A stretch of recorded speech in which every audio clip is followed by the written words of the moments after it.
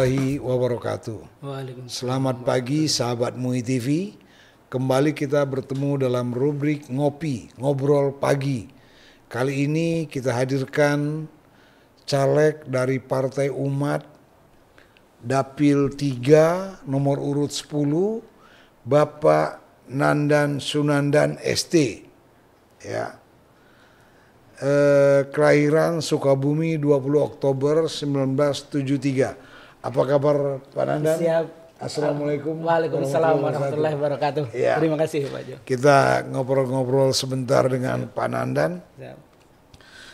Pak Nandan, kalau dilihat nomor urut 10 jauh banget Dapil 3 ini ya. Iya. Siapa yang menentukan nomor urut ini? Iya, nomor urut itu biasanya kita memang pakai internal itu scoring system, Pak Jul. Cuman karena sistem terbuka, jadi Nggak ada masalah. Nggak ada masalah dengan Nomor berapapun, nomor tetap berapapun bisa. semangat Yang ikhtiar penting maksimum. tetap ada upaya Ada untuk upaya. jadi kan. Betul itu. Kenapa Pak Nandan mau ke Partai Umat? Nah, Partai Umat itu dari awal kita concern ke perjuangan perubahan untuk umat. Jadi dengan perjuangan perubahan untuk umat, otomatis kita ingin ada yang lebih baik tentunya dari kondisi saat ini. Udah pernah partai lain? Partai lain saya belum terlalu aktif, cuman simpatisan aja sih Pak. Baru kali ini terjun dari jadi caleg? Betul. Oke. Tinggal di mana Pak Nandan? Tinggal saya di Jalan Gorontalo 1, Blok G11 nomor 39 di Mutiara Gading Timur. Oh, iya. Kalau jadi caleg Pak Nandan sekarang ini visi misinya dan program yang Pak Nandan tawarkan sama konstituen ini apa ini?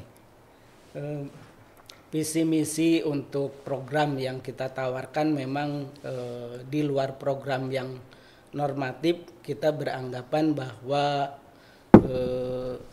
pertama adalah bagaimana kita mensikapi kondisi saat ini. Kondisi saat ini kita analisa memang ada beberapa yang harus kita lakukan dengan kondisi masyarakat. Tentunya mulai dari pembangunan, jadi harus kita kembangkan kembali dengan membangun lingkungan dengan tata kelola yang benar, dengan yang aman, yang nyaman, tentu yang berkemajuan. Untuk Dapil 3 ini daerah Rawalumbu, Mustika Jaya, Bantar Gebang. Betul, jadi meliputi 3 wilayah. Apa yang jadi kendala di daerah Dapil 3 ini sebenarnya? Dapil 3 kita masih ada beberapa kendala, terutama yang lebih dekat dengan lingkungan saya itu di Mutiara Gading Timur. Artinya pengelolaan dari pihak perumahan itu mengenai kondisi kali yang belum normalisasi gitu, ini akan menyebabkan beberapa kendala di lingkungan, termasuk saluran-saluran itu memerlukan tata kelola yang benar. Mungkin sudah dikelola, cuman kita perlu ada beberapa perbaikan yang signifikan. Apa masih suka banjir di daerah situ? Banjir, jalan itu masih selalu cepat menggenang, cuman memang agak cepat surut sih. Oh, gitu. Tapi itu juga salah satu kendala juga. Gitu. Iya. Terus jadi caleg ini kan pasti punya motivasi. Betul, nih, siap. Kang Nandan. Iya. Motivasi Anda apa? Motivasi itu lebih ke arah perjuangan umat sih sebenarnya. Jadi misalnya umat sekarang itu adalah sering adanya kurang mendapat perlakuan yang adil, sehingga tagline umat yang menegakkan ingin lawan kezaliman tegakkan keadilan itu yang menjadi sumber inspirasi kita untuk berjuang di umat. Iya, ini dari partai sahabat MUI TV dari awal kalau kita simak memang tagline Partai Umat lawan kezaliman tegakkan kebenaran. Iya, kezaliman yang bagaimana sebenarnya yang dilawan ini? Itu yang lebih mudah itu mungkin kita ada beberapa perlakuan, misalnya adalah suatu contoh misalnya dari proses-proses yang kita jalani. Nah, kebetulan mungkin kita kita saling menghadapi. Salah satu contoh yang berhubungan dengan organisasi masyarakat keagamaan, misalnya proses wakaf itu sendiri, misalnya disertifikasinya kita sering mengalami kesulitan dalam berprosesnya. Terus? Gitu. Dalam mulai tahapannya itu yang beberapa yang harus kita perbaiki, mungkin di sistemnya, apa di hal-hal yang di lapangannya yang belum atau sempurna. Mungkin ada kezaliman yang lebih radikal lagi, yang bagaimana kira-kira? Kezaliman yang lebih radikal itu lebih perlakuan bahwa umat Islam itu sekarang itu seolah-olah mengalami tekanan pengkondisian yang dari kebebasan berpendapat. Juga kita sering mengalami masjid tidak boleh jadikan sarana untuk pendidikan politik. Kemudian ada pengarahan beberapa oknum yang memang harus dikondisikan untuk hal-hal tertentu yang memang seharusnya tidak dilakukan semestinya. Jadi hal-hal yang ada di masyarakat itulah yang sering kita alami secara sederhana memang, cuman itu harus mulai dari yang sederhana. Sahabat MUI TV, Pak Nandan Sunandan mengatakan kezaliman banyak hal yang dihadapi di Partai Umat ini. Sebelum kita lanjutkan, kita ngopi pagi dulu. Ayo kita ngopi dulu.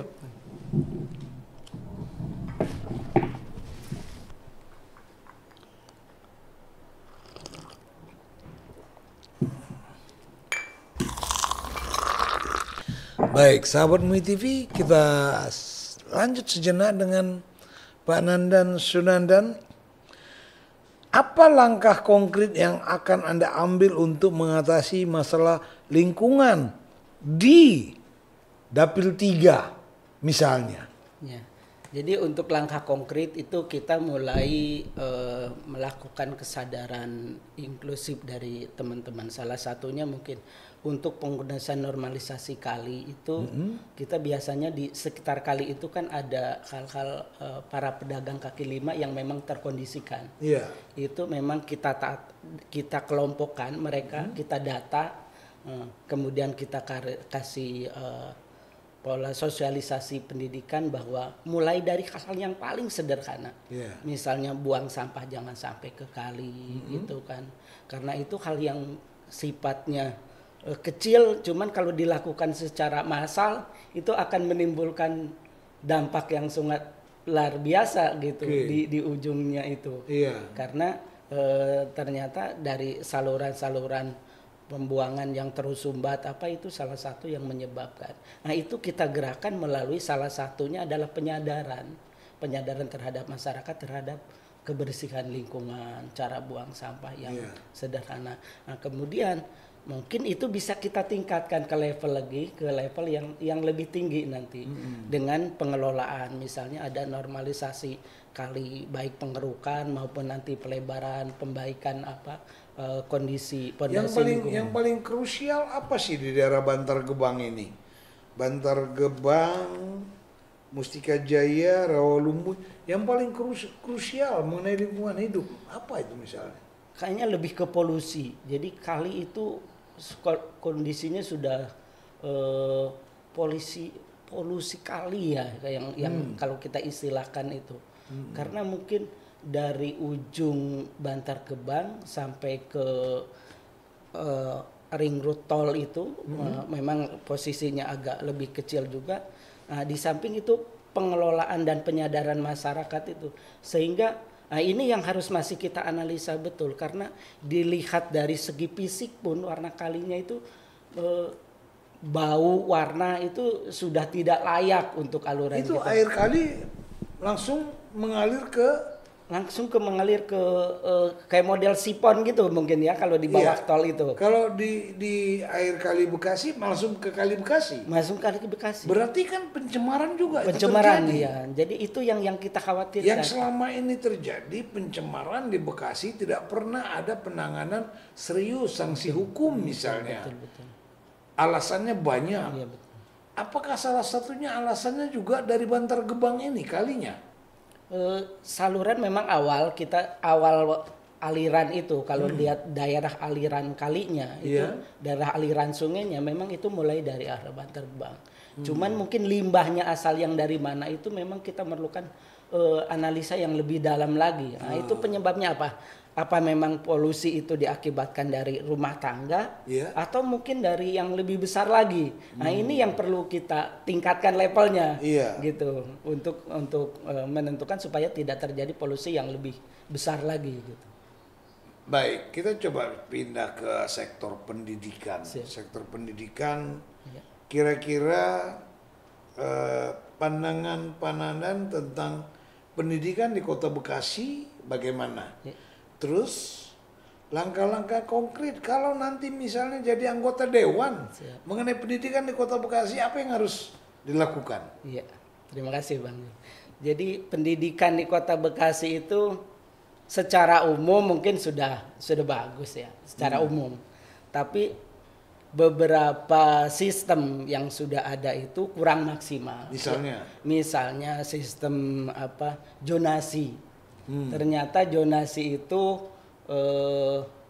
ada beberapa kelemahan, yakni kadang-kadang mereka yang berprestasi tidak bisa masuk ke wilayah yang dituju gitu. Jauh lokasinya karena kebetulan dia tempat tinggal.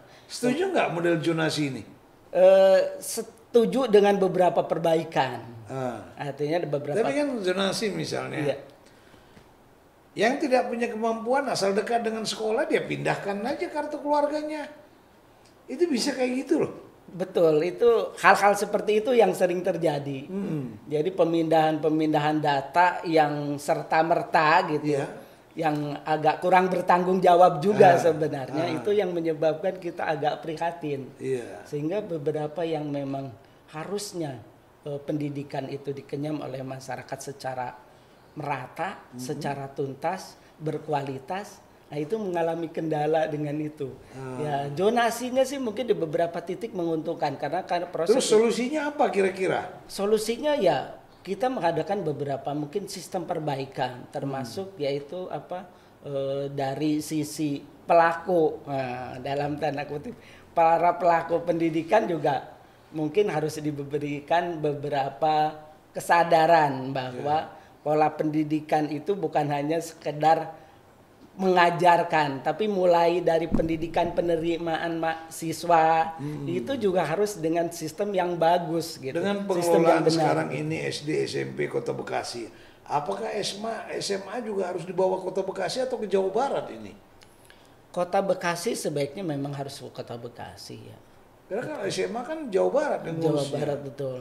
Jadi harus Kota Bekasi karena bagaimanapun biar pendidikan murah, terjangkau, berkualitas itu sebenarnya bisa kita kelola secara lebih signifikan lagi gitu lah kan. Karena kalau misalnya pengelolanya terlalu jauh gitu, pemerataan nanti kualitasnya juga pengalokasian dan lain sebagainya juga nanti akan jadi kendala. Kalau Pak Nandan jadi caleg nanti, bagaimana Partai Umat berkolaborasi dengan caleg yang lain atau dengan pemerintah daerah?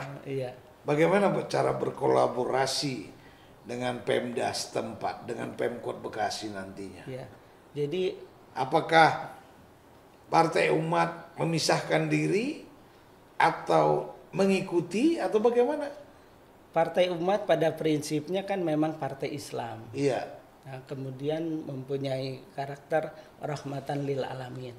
Jangankan sesama partai pada prinsipnya, kalau toh itu untuk kebaikan dan perjuangan umat, itu untuk sesama manusia pun kita kan harus menjadi rahmat. Jadi apalagi dengan partai. Jadi mungkin disinilah kita harus adakan karena bagaimanapun kolaborasi, sinergitas gitu. Antar partai itu sangat perlu gitu. Karena kalau memang hanya berdiri sendiri masing-masing partai nggak kuat dan tidak akan jadi apa-apa. Dengan pemerintah? Dengan pemerintah, selama pemerintah itu kita kan sistemnya mungkin perubahan. Perubahan itu kan bukan mengganti sistem yang sudah ada. Tetapi mengembangkan sistem yang sudah ada untuk perbaikan yang lebih signifikan lagi, lebih bagus. Sahabat MUI TV, Pak Nandan Sunandan. 2 kali nih Nandan Sunandannya ya. Orang Sunda asli. Harus ada perubahan. Ya partai pendukung Anies harus menyatakan harus ada perubahan, walaupun tidak merubah sistemnya katanya ya. Baik, kita dengar apa pesan terakhir dari Pak Nandan. Silakan Pak Nandan. Ya, terima kasih. Jadi pemirsa TV MUI TV. Ya. Jadi, untuk pesan terakhir, bagaimanapun kita, mari kita berkumpul orang-orang baik, gitu, dengan komunitas yang baik untuk menjadikan sistem yang baik. Karena apapun kalau kita laksanakan dengan sistem yang baik, berkumpul dengan orang-orang baik, dan tentu menjadikan orang-orang yang lain juga menjadi baik, itu akan menghasilkan tujuan perubahan yang lebih baik. Jadi kita harapkan mungkin yang terakhir mungkin ya, mohon doa restunya tentunya. Iya, boleh, silakan. Mohon doa restunya dari konstituen di wilayah Dapil Pemilihan 3, area Bantar Gebang, Mustika Jaya, Rawalumbu gitu.